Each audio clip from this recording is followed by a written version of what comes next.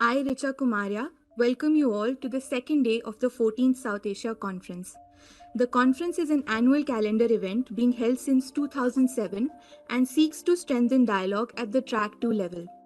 This year, the theme of the 14th edition of the conference is Think 20 at G20 towards a resilient South Asia. As we all know, India has recently assumed the presidency of the G20. The chair of the Think 20 engagement group this year is Ambassador Sujan R. Chenoy, Director General MPIDSA. The T20 engagement group is the ideas bank formed to provide insightful policy proposals during India's presidency. The conference aims to discuss the views of the South Asian countries on their expectations from the G20 to address the most pressing challenges facing them. It is structured as a platform to discuss issues of common interest and to explore areas of convergence. The first day of the conference offered insights into country perspectives on climate, economic, gender, and energy concerns. Today's conference will begin with a special session. The chair for the special session is Director General MPIDSA, Ambassador Sujan R. Chenoy. We also welcome the panelists for the special session. Ambassador Vijay K. Nambiar, who is the Principal Coordinator of Civil 20 for India's G20 presidency. He joined the Indian Foreign Service in 1967. His first ambassadorial posting was to Algiers, followed by Afghanistan, Malaysia, China, and Pakistan. He was also permanent representative at India's UN mission in New York. Ambassador Nambiar has served as Deputy National Security Advisor to the Government of India and as Special Advisor to then UN Secretary General Kofi Annan. I also welcome Mr. Bharat Lal, who is the Director General of the National Centre for Good Governance, India. Mr. Lal has previously served as Secretary Lokpal of India and was the Founder Mission Director of the Jal Jeevan Mission. He has also served as Additional Secretary to the former President of India, Shri Ramnath Kovind. Mr. Lal has worked in the drinking water and sanitation sector extensively, both at the Government of India level and in the state of Gujarat. He has also worked in the core team formed by the Government of India to manage the COVID-19 pandemic. And now to bring it more to our South Asian context, we are going to segue straight away into issues like water resources. We couldn't have found a better speaker than Mr. Bharat Lal because he actually straddles this whole idea of lifestyle for environment. He has dealt extensively as an Indian Forest Service officer with what we would call, our lungs, the green cover of India, the forests, the flora, the fauna. But he has also dealt with good governance as having been secretary in the Lokpal. He has further spearheaded the what we call the our great mission of the Jal Jeevan mission, water as a very sort of potent source of life, delivery of that last mile clean drinking water from the tap for the people of India. Perhaps that is relevant to South Asia as well. May I invite you to kindly deliver your remarks? Thank you.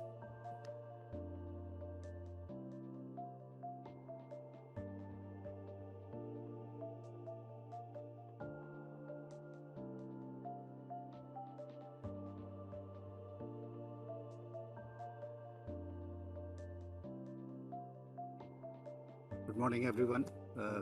Thank you, sir. Ambassador Sujan Chenoy, Ambassador Nambiar, distinguished delegates and friends. Thank you, MPISDA, for having me here. And indeed, it's a privilege to be talking to you about water security to achieve socio-economic development and high economic growth. Friends, as you might be knowing, Ambassador Chenoy comes from Gujarat. And let me start with one small incident, actually. It might help in setting the context. In his state, in India, there are 18,500 villages.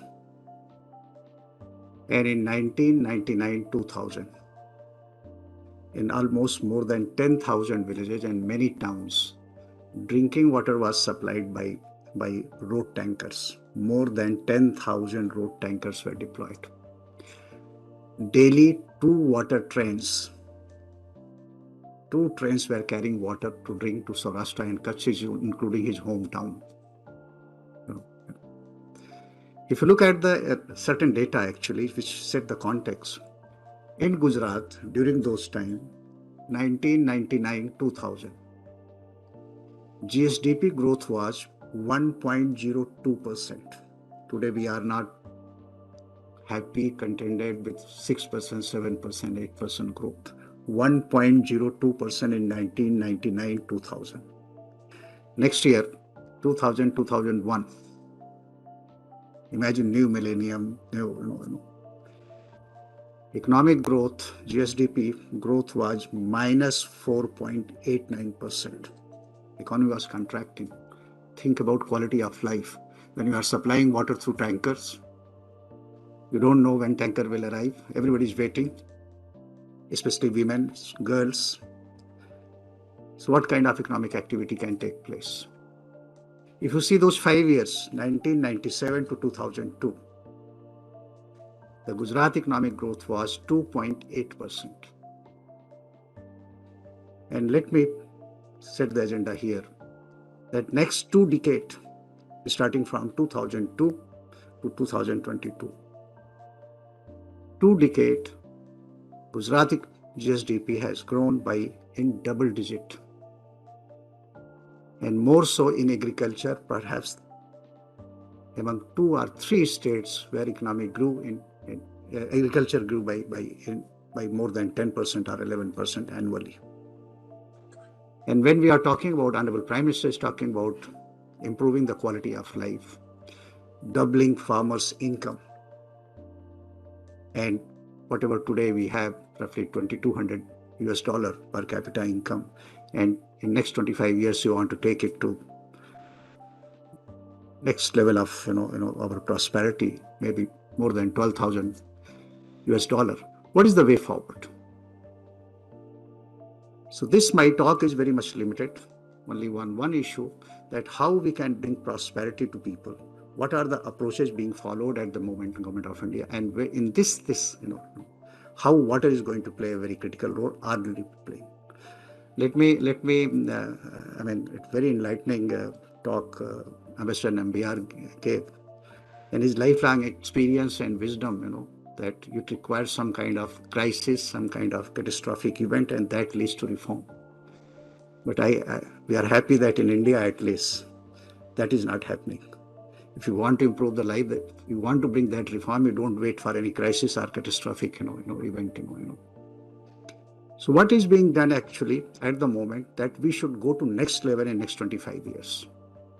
As we all know that in 1947, roughly we had 361 million population, and today 1.4 billion population. At that time, expected average life span 32 years. Today we have got 70 plus years. Look at the IMR and MMR.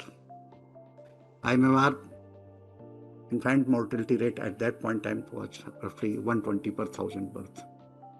But we have come to 27 per 1,000. MMR was 2,000 per lakh. 2,000 women used to die giving birth to a child, and today it has come down to 127 per lakh. But there is a huge scope. We are not contented. There is a huge scope to move, and how to go about it. We all know that waterborne diseases is one of the main reason for infant mortality. And what Government of India is going, what this Honorable Prime Minister, how this whole thing is being navigated, I am just trying to capture and would like to just speak on this topic. Friend, the way it is changing, the whole South Asia, we all know that most populous region, I think we are, most of the socio-economic condition, we are at the same level, and there is no choice except to work together, bring force partnership and work together, learn from each other. And today I would like to highlight what is happening in India. Let's see that India became $1 trillion economy, and it took 60 years. In 2007, since independence, it took 60 years to become $1 trillion economy. But next trillion was added in 7 years. In 2014, next 1 trillion was added. And next trillion added only in 5 years. In 2019, we became $3 trillion economy. And I think we have seen, because of COVID and other regions in last couple of years has been, But there is a strategy how to improve the quality of life, how to improve the per capita income. That is the approach actually I'm talking about. In 2014, only 24% women were involved in workforce. In last 7-8 years, this has risen to 33%. So I think you can appreciate this is one low-hanging fruit.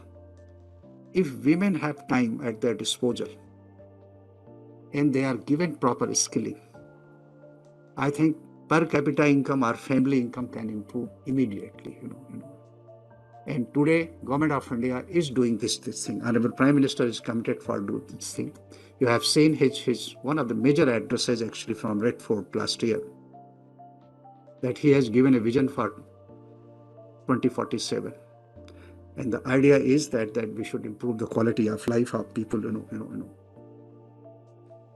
Friends, I think this whole thing is happening in India, and this is true for many other countries. There might be rainfall, but there might not be clean tap water at home. So it means there are a number of problems. In India, almost 40% area is basically arid or falls in semi-arid region. In fact, out of 713 districts, we have 256 districts basically who are water stressed. Because in 1950s, our per capita water availability was 5,177 cubic meter per. Today, it is around 1,460 or so. And just for this audience, if it goes down below 1,100, I think you are called water stress region or water stress district, state or country. So if we have to improve the quality of life, if we have to bring the prosperity in the whole country, whole South Asia, water management holds the key. If we don't, if we keep on supplying water through tanker, if we keep on, people are just losing their crops. Take Western India, every alternate year is a drought year, And if they keep on losing their crop, what kind of income we are talking about? Especially when 47% of population basically is dependent on agriculture income. 70% population living in rural area. So there is no choice except to correct this picture, manage water resources, manage, bring water security to ensure prosperity.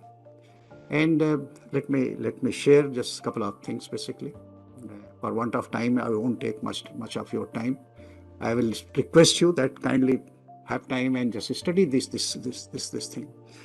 In Gujarat, in 2002, Honorable Prime Minister, who happened to be Chief Minister at that time, there were 3 crises. One, as I explained you, basically very low economic growth. B, drought or scarcity, water scarcity. And third was rehabilitation and reconstruction of earthquake affected areas. And 2002 onwards, reform were started, and basically the core of the reform was basically water management. Because in Gujarat, 3/4 of the state is drought prone or desert region. So ensuring sufficient water for every kind of economic activity holds the key. Today, if you are hearing that in Kutch, so much industrialized, the whole Saurashtra is so much economic activities taking place. I think this happened only and only because the first step was taken about water security. So in Gujarat, this was done, and at national level, you might be saying that same thing, same approach, that if you have to achieve water security in the whole country, the first thing is that there is no choice except to capture rainwater. Because end of the day, you don't get water from anywhere. You just rainwater you capture. A little bit snow in some high Himalayas. So when you capture this water and you store it in your dams or reservoirs, it means the surface has to be clean. And that's why Prime Minister in his first Independence Day speech in on 15th August 2014, spoke about making this country open defecation free. If you want to achieve water security, there is no choice except to make your country open defecation free. You have to have very clean surface so that you collect clean water. It should not become infected or contaminated water. And secondarily, what was taken, that revival of rivers, because any country and every country, rivers are basically their lifeline. So in India also, the first project was started, Namami Gange, that Ganges, because it's the biggest river, almost 500 million population, and of course Bangladesh and this side. So this river was taken as a first step, and you have seen that in last 7-8 years, this river has become much cleaner, much all parameter, to the extent that sea mammals, aquatic mammals have returned in dolphin. I mean, that is the indicator for quality of water in Ganges. You have heard that some kind of cruise is going on, and those activities is happening. The third step was taken, that the whole water sector, which is fragmented. In India, water is a state subject, but at national level, basically, there are subjects and there are issues which are handled at national level, basically. So all these subjects have been brought under one single umbrella, and what we call Ministry of Jal Shakti. So under Jal Shakti, all water-related subjects are being dealt, and two important projects was launched. What the idea was, that water just cannot remain a basically government subject and for government functionary to handle. So first step was that to make water everyone's business, Prime Minister launched Jal Shakti Abhiyan. Basically, idea is that each and every individual should be aware of various aspects of water management and contribute, and give that kind of environment, that kind of facilitate the person to contribute. So this Jal Shakti Abhiyan first started in 2019, basically in 254 districts or 256 districts which are water stressed, and thereafter it was universalized. And second, Jal Jeevan Mission, basically ensuring clean tap water to every home. And this is in continuation to what Ambassador Nambiar mentioned about SDGs. See, as you might be knowing, that out of 17 goals, 11 goals are linked with water. So until and unless you don't fix this story, it is next to impossible to achieve SDGs. Whether this India or the South Asia or African countries or East Asia, So Jal Jeevan Mission, basically, imagine in a country like ours, since independence till 2019, out of 193 million household, or roughly 1 billion population, out of 193 million household, only 23 million household had tap water connection. Sorry, 3.23 crore, 32 million household had tap water connection, less than 17%. People have to walk, especially women and girls, they have to walk long distances and fetch water. Their time is wasted. Girls can't go to school, they can't study. Women, just wasting their life in fetching water. So in 2019, Prime Minister gave this call from Red Fort that in next 5 years, every household has to have tap water supply. And Jal Jeevan Mission is all about ensuring clean tap water to every household. And imagine so ambitious the project. It is $51 billion or 3.60 lakh crore project. Roughly 160 million household to be provided tap water connection, and that too in 5 years. Whatever we have achieved till 2019, every year 32 million households have to be given tap water connection. And I'm happy to share that in last 3 years, despite COVID, despite lockdowns, despite so many impediments, we have increased our coverage from 17% to more than 56%. Which means there is one study, it basically came out in few months back, Professor Kramer from University of Chicago, that due to this increase in coverage, every year more than 1,36,000 infants' life are being saved. Imagine 500 children, infants dying every day, and you are able to save their life. I think this kind of transformational impact Jal Jeevan Mission is having. And imagine a situation.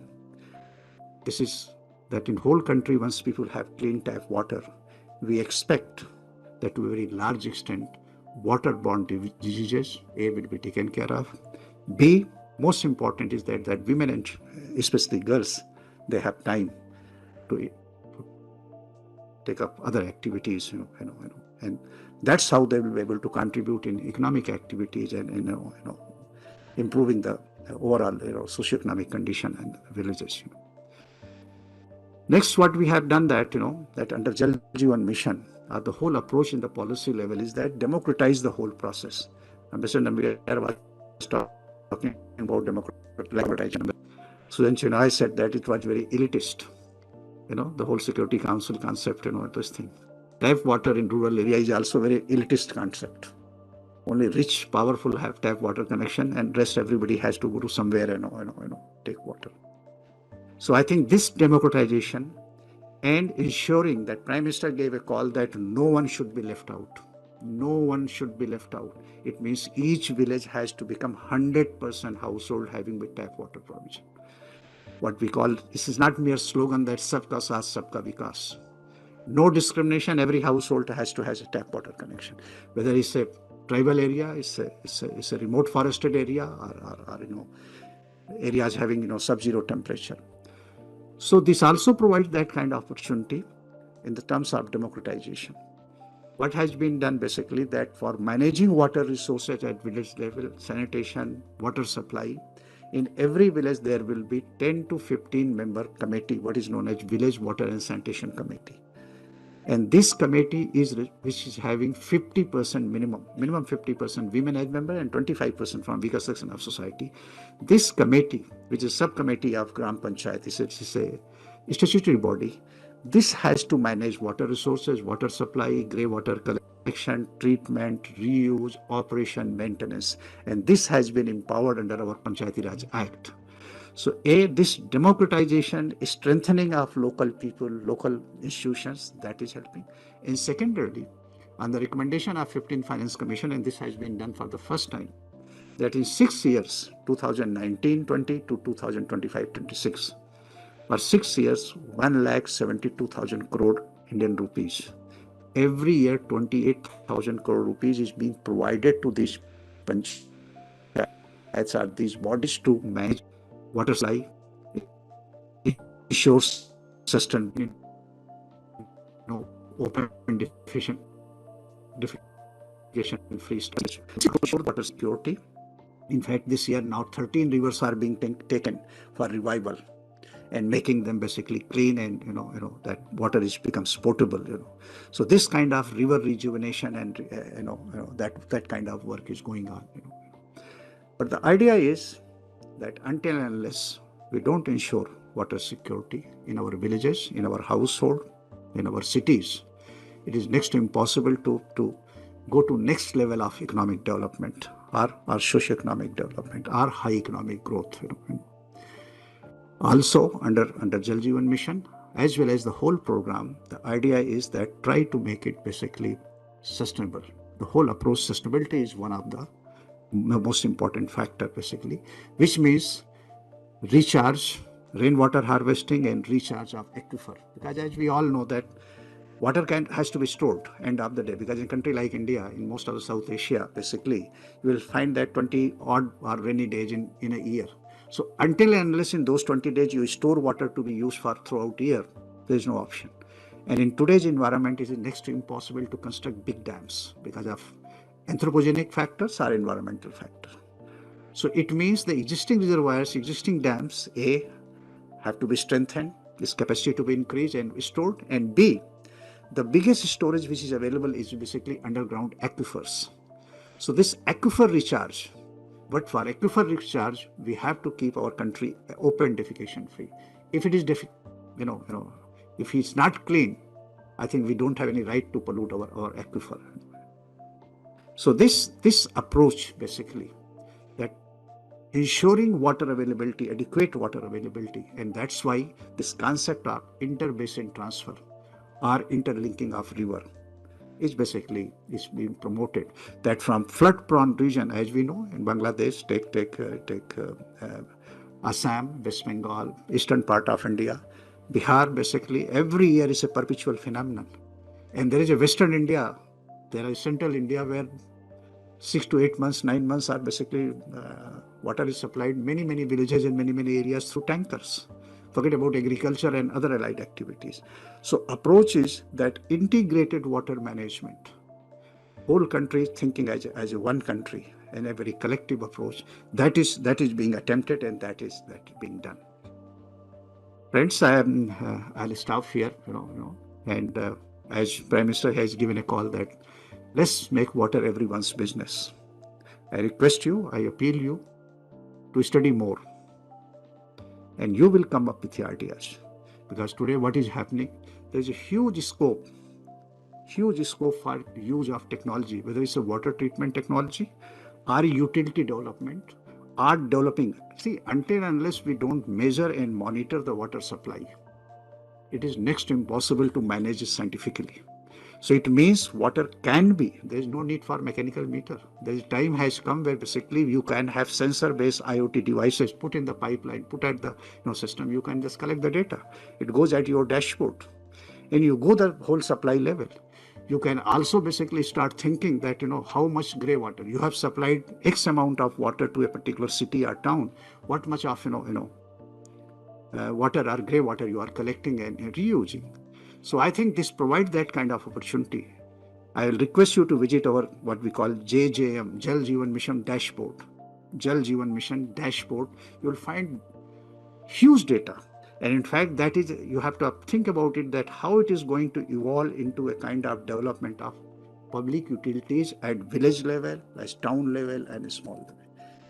Just 10, 20, 100,000 villages basically coming together as a district unit, and you have a modern utility there, because every data, and it is so scientific that each tap water connection which has been given, it is connected with the Aadhaar number of the head of the household. So we'll find that more than 106 or 7 million household, that data is already available by name and everything. The water quality that is monitored and comes here. So I think this gives an opportunity to especially youth, that they can contribute in developing water utilities, data analytics, and supply system. So once again, thank you, sir. Thank you very much, and thank you all very much. Thank you.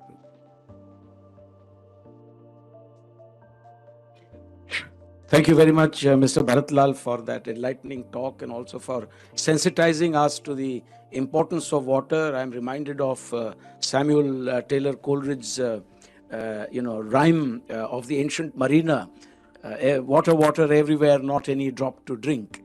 But you have been instrumental through the Jal Jeevan mission in actually endeavoring this monumental task of providing clean drinking water to the millions of people of India. And I've just read that we are already actually 1.4 billion people, and that we may have already surpassed the Chinese population.